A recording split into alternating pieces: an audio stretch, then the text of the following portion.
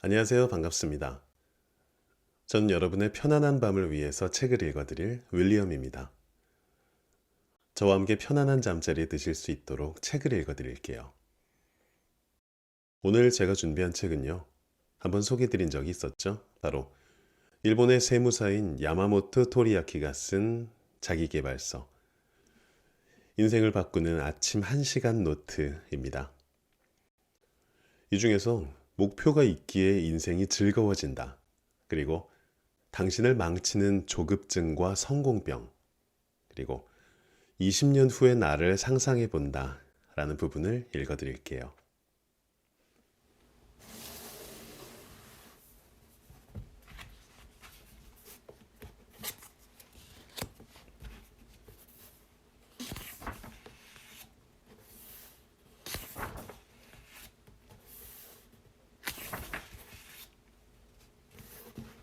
목표가 있기에 인생이 즐거워진다. 여러분의 목표는 무엇인가요?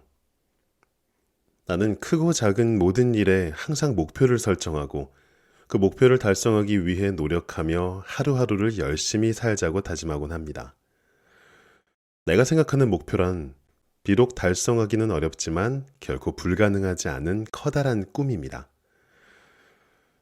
별로 힘들이지 않고 달성할 수 있는 쉬운 목표는 달성할 때마다 번번이 또 다른 목표를 설정해야 하는 까닭에 하루하루의 생활을 다잡는 길라잡이로서는 적합하지 않아요. 따라서 매일 꾸준히 노력하고 이런저런 지혜를 짜내 가까스로 달성할 수 있는 일이 바로 바람직한 목표입니다. 이상적인 목표는 달성한 순간의 기쁨과 더불어 우리 삶의 깨달음을 가져다 줍니다. 목표를 세우고 달성하기 위한 노력을 반복하는 과정에서 우리의 인생은 알차게 여물고 변화의 폭도 커지게 되는 거죠. 여기서 말하는 이상적인 목표는 매일 꾸준히 하면 어떻게든 달성할 수 있는 수준의 일입니다. 모름지기 목표란 하루아침에 달성할 수 있는 성질의 것이 아니며 바로 달성할 수 있는 일에는 애초에 목표라고 부를 수가 없죠. 이치로 선수와 함께 메이저리그에서 멋진 활약을 선보인 마스자카 다이스케 선수는 목표가 하루하루를 지배한다는 말을 가장 좋아하는 말로 꼽습니다. 이것은 요코하마 고등학교 야구부의 와타나베 감독이 했던 말로 큰 목표를 세우면 그 목표를 달성하기 위한 하루하루의 행동이 결정된다는 뜻으로 해석할 수 있습니다. 또는 커다란 목표를 달성하기 위한 유일한 방법은 하루하루의 노력밖에 없다는 말로도 바꿀 수 있죠. 목표야말로 충실한 인생으로 가는 지름길이며 목표가 있어야 인생이 즐거워지는 것입니다. 당신을 망치는 조급증과 성공병. 당신이 곧 창업을 앞두고 있다고 생각해보자.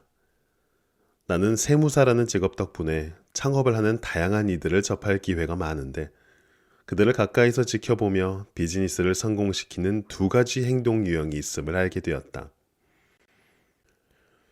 비즈니스에는 농경형과 수렵형이 있다. 농경형은 차근차근 기초를 다져 몇 년 뒤에 꽃을 피우는 유형이다. 반면 수렵형은 초반부터 공격적으로 고객 확보에 나서 순식간에 매출을 올리는 유형이다. 농경형은 착실하게 초기 투자를 한 다음 고객 확보에 나선다. 그래서 고객을 확보하기까지 시간이 걸리지만 일단 고객이 늘어나기 시작하면 사업이 안정되며 경영에 숨통이 트인다. 예를 들어 내 직업인 세무사는 전형적인 농경형 비즈니스에 속한다. 수렵형은 단순히 고객을 끌어들여 매출을 올리는 사업으로 짧은 시간에 매출을 올릴 수 있어 한꺼번에 큰 돈을 벌어들이는 게 가능하다. 이 두 유형 중에 어느 한쪽이 더 낫다고 단정할 수는 없다. 그저 각자 자신에게 맞는 유형의 비즈니스를 전개해 가면 그만인 것이다. 자신의 사업을 운영하는 경영자는 대체로 수렵형이다. 그런데 비즈니스맨 중에도 경영자처럼 생각하는 사람이 의외로 많다. 그런 사람의 머릿속에는 빨리빨리 매출을 올려 사업을 확장시키겠다는 생각으로 가득하다. 물론 일이 잘 풀리면 눈 깜짝할 사이에 거액의 매출을 올릴 수도 있다. 그러나 일시적으로 큰 돈을 벌어들여도 어느 정도 시간이 지나면 현상 유지조차 버거워지는 경우가 대부분이다. 또 원래는 농경형으로 착실하게 사업을 꾸려가던 경영자가 한탕을 노리다 보니 조급증이 발동해 수렵형으로 돌아서는 경우도 적지 않다. 반대로 급할수록 돌아가라는 말을 잘 아는 경영자는 의식적으로 천천히 사업을 진행해 안정적인 비즈니스 모델을 구축한다. 이것을 회계의 비유에 설명하자면 단기 손익을 나타내는 손익계산표보다 대차대조표에 중점을 두는 회사가 장기적인 관점에서 탄탄한 경영 기반을 마련했다고 할 수 있다. 나도 새로운 일을 시작하는 첫 해에는 조바심을 내지 말고 일단 기초를 닦는 데 주력하자고 스스로를 타이른다. 새로운 사업을 시작할 때는 초기 투자 비용에다 별도의 운용비까지 발생하다 보니 아무래도 조급증에 불이 붙게 마련이다. 장기적인 관점에서 보면 사업을 시작한 뒤 1년 정도는 수업료를 지불한다는 생각으로 꾸준히 투자하는 회사가 몇 년 후에도 안정적인 경영 상태를 유지할 가능성이 높다. 비단 비즈니스뿐만 아니라 무슨 일이든 한탕주의를 버리고 차근차근 기초를 닦은 다음 서서히 속도를 높여야 성공가대에 오를 확률이 높다. 단숨에 역전하겠다는 생각은 스포츠의 세계에서나 통용되는 사고방식이다. 무엇이든 새로운 일을 시작할 때는 탄탄한 기초를 닦는 데 최선을 다해야 함을 잊지 말아야 할 것이다.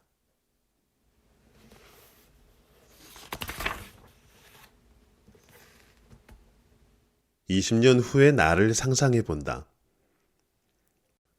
나는 세상의 유혹에 쉽사리 흔들리지 않는다는 불혹을 지나 떨어지는 낙엽도 조심해야 한다는 남자의 앵년인 42살을 목전에 두고 있다. 그리고 앞으로 20년이 지나면 60을 훌쩍 넘긴 나이가 될 터이고 그로부터 10년이 더 흐르면 80을 바라본다고 해서 망팔이라 부르는 71살이 될 터이다. 20년 후에 당신은 어떤 모습으로 살고 싶은가요? 70살이 되었을 때 나는 무슨 일을 하고 있을까? 또 세상은 어떻게 돌아갈까? 지금으로서는 전혀 상상이 가지 않지만 71살에도 팔팔하게 현역으로 일하면서 취미생활까지 야무지게 챙기며 살기를 희망해 본다. 70대가 되어도 일선에서 물러나지 않고 활발하게 활동을 하려면 무엇보다 몸과 마음의 건강이 중요하다. 그런 이유로 현재 내 삶의 화두는 건강 유지이다. 가능한 스트레스를 줄이고 식생활도 신경 쓰고 적당한 운동도 잊지 않겠다고 다짐하며 하루하루를 살아간다. 일을 할 때도 마찬가지이다. 한 치 앞보다는 먼 미래에 투자한다는 생각으로 행동하기 위해 노력한다. 지금만 생각한다면 만사가 편하지만 미래를 생각한다면 반드시 해야 할 일이 있다. 현재에 충실한 삶도 중요하지만 앞을 내다보고 미래를 위해 지금 해야 할 일을 찾아 꾸준히 노력하겠다는 마음가짐도 중요하다. 현재를 어떻게 보내느냐에 따라 20년 후, 30년 후의 삶이 결정되기 때문이다. 일을 할 때는 눈앞의 돈벌이에만 급급하고 연일 이어지는 폭음과 폭식, 과도한 스트레스를 다스리지 않고 방만한 생활을 한다면 미래에 그에 대한 호된 대가를 치르게 될 것이다. 지식과 돈도 차곡차곡 쌓아야 한다. 지식이나 돈도 마찬가지다. 돈을 예로 들어 설명하자면 60살까지 얼마를 모으겠다는 목표를 세웠다면 지금부터 매년 한 푼 두 푼 저축해야 하는 것은 기본이다. 배짱이처럼 세월을 보내다 60살 생일에 빵빵한 통장을 선물 받는 꿈 같은 이야기는 현실에서는 결코 일어나지 않는 법이다. 돈을 모으는데 저축이 최고라면 머릿속의 곳간에 지식을 쌓는 방법으로는 독서만한 것이 없다. 매일 야금야금 책을 읽어두면 차곡차곡 삶의 보탬이 되어 인생 이모작도 결코 불가능한 꿈이 아니다. 지금만 생각하고 살면 만사가 편하다. 하지만 20년, 30년 후를 생각하며 살면 미래 역시 편안해진다. 당신이 미래에 어떤 모습으로 살고 싶은지를 생각한 다음 그 목표를 이루기 위해 오늘 할 수 있는 일을 구체적으로 설정하자.